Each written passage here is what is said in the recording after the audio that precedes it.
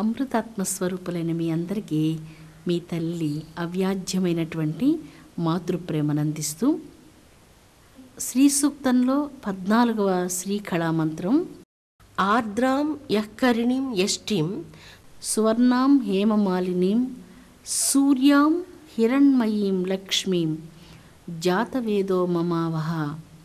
హిరణ్మయి అన్నటువంటి పదంలో హీకారము హ్రీంకార మంత్ర బీజాక్షరం, మహాశక్తి సమన్వితమైనటువంటి ఈ హిరణ్మయ బీజాక్షరంలో జగజ్జనని హ్రీంకార స్వరూపిణిగా, బీజమంత్ర స్వరూపిణిగా మనకు అనుగ్రహాన్ని ప్రసాదిస్తూ ఉన్నది.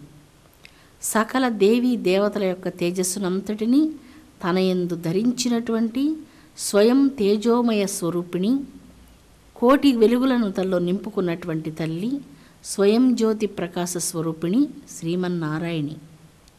సమస్త ప్రాపంచికమైనటువంటి వ్యామోహాలకు, స్వార్థభూయిష్టమైనటువంటి అహంకార గర్వాలకు జగన్మాత యొక్క పావన పాద స్మరణము పరమ ఔషధం వంటిది. ఔషధ సేవనం వలన అనారోగ్యం ఎలాగ శమిస్తుందో అదేవిధంగా జనని యొక్క పాదాంబుజ స్మరణం చేత సమస్త భవవ్యాధులన్నీ నశించి మానవ హృదయం ప్రశాంతమవుతుంది, జీవితం వికసిస్తుంది. బహు కోట్ల కోట్ల కోట్ల కోట్ల జన్మ దుఃఖాలన్నీ జనని యొక్క శ్రీచరణాంబుజాలను స్మరణం చేసినంతనే శాశ్వతంగా నశించిపోతూ ఉన్నాయి. అందువలన మనందరం కలిసి అమ్మ శ్రీచరణాంబుజాలను భక్తితో స్మరణం చేద్దాం. ఈ దుఃఖాలన్నిటినీ నశింపచేసుకుందాం. ప్రతినిత్యం మనం శాంతితో ఒక దినాన్ని మనం గడపడానికి ప్రయత్నం చేద్దాం. ఆనందం, శాంతి మన సహజ స్వభావాలు. శాంతిగా ఆనందంగా మనం బ్రతకాలి.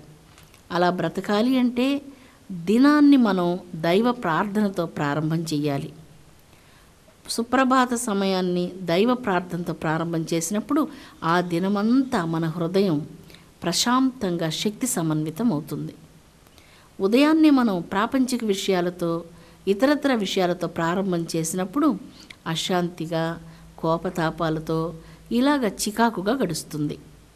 ఎప్పుడైతే మీరు దైవ ధ్యానంతో ఉదయాన్ని ప్రారంభం చేస్తారో శాంతి పరిమళం మీ హృదయాన్ని ఆవరించి ఆ దినమంతా మీకు ఆ దైవశక్తి, శాంతి మిమ్మలను నడిపిస్తుంది.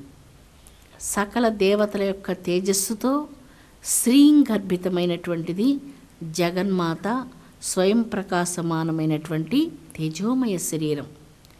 ఆ శరీరమే ప్రతి జీవి యందు ఆత్మ శరీరంగా భాసిస్తూ ఉన్నది. ఈ శ్రీ సూక్త పఠనం వలన మనలో ఉన్నటువంటి ఆత్మ శరీరం ప్రేమమయ శరీరంగా ప్రకాశించి సర్వజీవులను మనం ప్రేమించగలిగేటువంటి శక్తి జగన్మాత మనకు ప్రసాదిస్తుంది. అందువలన శ్రీ సూక్త పఠనం అనివార్యమైనటువంటిది. ఈ పఠనం చేయడం వలన మనలో కాంతి పెరుగుతుంది. అద్భుతమైనటువంటి ఈ కాంతిమయ శరీరం వలన మనలో దివ్య ప్రేమ, దివ్య శాంతి, బ్రహ్మానందము ఇవన్నీ కూడా అనుభవానికి ఖచ్చితంగా వస్తాయి. ప్రతినిత్యము మీరు ఏ సాధనలు చేసినా చేయకపోయినా కనీసం శ్రీ సూక్తాన్నైనా పఠనం చేయడం వలన అది మోక్ష ఫలదాయకమై మీ జీవితానికి ఎంతో శాంతినిస్తుంది. ఇందులో ఎంతమాత్రం సందేహం లేదు. జగన్మాత మహాలక్ష్మీదేవి శ్రీంకార స్వరూపిణి. శ్రీంకారమే తన ఆకారంగా కలిగినటువంటిది జగజ్జనని లక్ష్మీదేవి. శ్రీంకారమును తనకు నివాసముగా చేసుకున్నటువంటిది అమ్మ గనుక శ్రీంకార నిలయ అని మహాలక్ష్మీదేవిని కీర్తిస్తాము. శ్రీం పద ప్రియ. శ్రీం బీజము అంటే అమ్మకు మిక్కిలి ప్రియమైనటువంటిది. ఈ బీజమంత్రాన్ని జపించడం చేత ప్రాణప్రదమైనటువంటి తన వెలుగును భక్తునిలో ప్రవేశపెట్టి అతని శరీరంలో ప్రతి కణకణాన్ని ఆ అద్భుతమైనటువంటి దివ్య తేజస్సుతో, అగ్నిమయ తేజస్సుతో ప్రకాశింపచేసేది కనుక శ్రీం పదప్రియ అంటూ జగజ్జనని మహాలక్ష్మీదేవి వేదాల చేత కొనియాడబడుతూ ఉన్నది. జగన్మాత మహాలక్ష్మీదేవి శ్రీంకార మంత్ర అనగా శ్రీంకారమే ప్రధానమైనటువంటి మంత్రంగా కలిగినటువంటిది మహాలక్ష్మీదేవి. అన్ని బీజాక్షరములు అమ్మకు సంబంధించినవే, కానీ శ్రీం బీజ మంత్రము లక్ష్మీదేవికి ప్రధానమైనటువంటిది.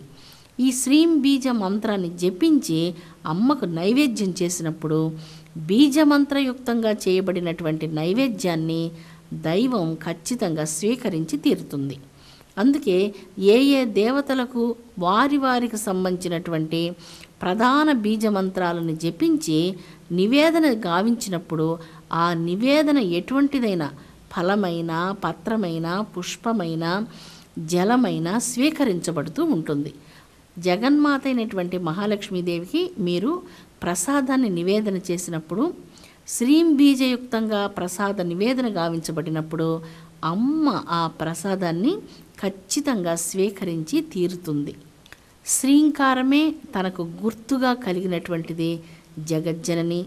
పసుపు కుంకుమలు మంగళకరమైనటువంటి వస్తువుల యందు విరాజిల్లునటువంటిది, పుష్పరాసుల యందు, పూల తోటల యందు వెలుగొందునటువంటిది తల్లి. దీపకాంతులలో ప్రకాశించేది, మంగళకరమైన పవిత్రమైన అంతరంగం కలిగినటువంటి స్త్రీ హృదయంలో ప్రకాశించేది. సువర్ణము, రజితము అనగా వెండి బంగారు, ధాన్యము, ధనము, పసిపాప నవ్వులలో, సూర్యచంద్ర కాంతులలో, భూమి యందు, వీటన్నిటి యందు వెలుగొందేటువంటిది మహాలక్ష్మీదేవి. రాజుల యందు, స్వర్గంలో, వైకుంఠంలో, సంపదల యందు విరాజిల్లేటువంటి మహాలక్ష్మీదేవి శ్రీంకార జపం చేత మిక్కిలి ప్రీతిని పొందుతుంది. మనకు సంపుటిత శ్రీ సూక్తంలో శ్రీం హ్రీం శ్రీం కమలే కమలాలయే ప్రసీద ప్రసీద శ్రీం హ్రీం శ్రీం ఓం శ్రీ మహాలక్ష్మీదేవి అయిన నమః అంటూ మంత్రం జపిస్తూ ఉన్నాం. ఇక్కడ శ్రీం బీజ మంత్రం అనేకసార్లు జపించబడుతూ ఉంది. ఈ శ్రీం బీజ మంత్రం చేత అమ్మ మిక్కిలి సంతుష్టురాలవుతుంది. తన వెలుగును ఆ జప సాధకుని యొక్క హృదయంలో ప్రవేశపెడుతుంది. శ్రీంకారమునందు బుద్ధి నిలిపి ఎవరు తల్లిని ధ్యానిస్తారో వారిని తల్లి సర్వదా కాపాడుతుంది. అనగా వారిని సదాచారం నుంచి తప్పిపోకుండా కాపాడుతుంది. జగన్మాత సదాచార ప్రియ కదా. ఏ క్షణంలో మనం సదాచారం విడిచిపెడతామో జ్యేష్ఠాదేవి వచ్చి ఆ గృహంలో కూర్చుంటుంది. ఎప్పుడు జ్యేష్ఠాదేవి గృహంలో ఉంటుందో నిద్రపోవడం, కోపం, అహంకారం, గర్వం, తామసిక లక్షణాలు, అష్టదారిద్ర్యాలు అన్నీ పైకొంటాయి. ఆ గృహంలో ఇక పూజ జరగదు, ఆ గృహంలో శాంతి ఉండదు. ఎప్పుడు అక్కడ తగువులు, తంటాలు ఇలాంటి వాటితో ఆ గృహ వాతావరణం అంతా అంధకారమై ఉంటుంది. ఎప్పుడు అశాంతితో నిండినటువంటి గృహం లక్ష్మికి నివాసం కాదు. అందుకే శ్రీం బీజ మంత్రం జపించబడేటువంటి గృహం అమ్మకు నిత్య నిలయమవుతుంది. ఏ గృహంలో నారాయణ పూజ శంఖం మ్రోగుతూ ఉంటుందో, తులసిని పూజిస్తూ ఉంటారో ఇటువంటి గృహాలు దైవానికి మిక్కిలి ప్రియమైనటువంటివి. లక్ష్మీనారాయణులు ఆ గృహంలో నివసిస్తూ ఉంటారు. జగన్మాత యొక్క అవ్యాజ్యమైనటువంటి అనుగ్రహం ఆ గృహమంతా అమృత వర్షంలాగా కురుస్తూ ఉంటుంది. అమ్మ యొక్క పావనమైనటువంటి శ్రీసూక్త బీజమంత్రాలను జపించడం చేత పాపాల కాష్టాలను దహించే అగ్ని శిఖల్లాంటి శక్తి ఈ బీజమంత్రాలకు ఉన్నది. అందుచేత ఖచ్చితంగా ప్రతినిత్యం శ్రీ సూక్తాన్ని, ముఖ్యంగా సంపుటిత శ్రీ సూక్తాన్ని దుర్గా మంత్రం చేత, మహాలక్ష్మీదేవి మంత్రం చేత సంపుటీకరణం చేయబడినటువంటి ఈ మంత్ర పాఠనం వలన సమస్త దోషాలు, సమస్త వ్యాధులు, సమస్త కష్టాలు, అశాంతి మీ గృహంలో నుంచి తొలగి మీ జీవితం వెలుగులమయమవుతుంది.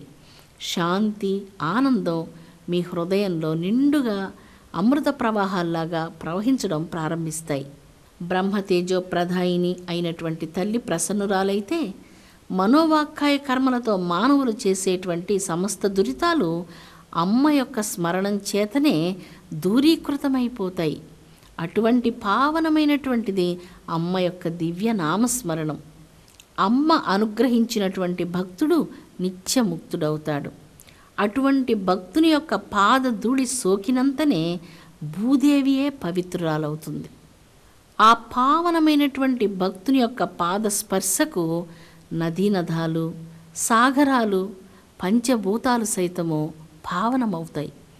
అటువంటి పవిత్రత, అటువంటి వెలుగు శ్రీ సూక్త పఠనం చేయడం వలన మన హృదయంలో ప్రకాశిస్తుంది. గరుత్మంతుని చూచి పాములు ఎలాగా పారిపోతాయో, శ్రీ సూక్తాన్ని పఠించేటువంటి వారిని చూచి పాపాలు అనే చీకట్లు పారిపోతాయి.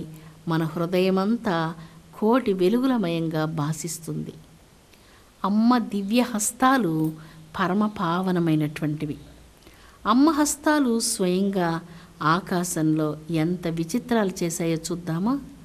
చూడండి, మనం చూసే ఈ కోటాను కోట్ల బ్రహ్మాండాలు, ఈ కోటాను కోట్ల విశ్వాలు, ఈ కోటాను కోట్ల పాలపుంతలు, నీహారికలు, ఇవన్నీ అమ్మ యొక్క చేతులారా చేసిన సుందరమైనటువంటి సృష్టి. ఈ సృష్టికంతటికి వెలుగు అమ్మ. శ్రీంకారపు అర్థమే తన స్వభావంగా కలిగినటువంటిది అమ్మ. ఈ బ్రహ్మాండాలన్నిటి యొక్క ఉత్పత్తి స్థానం అమ్మ.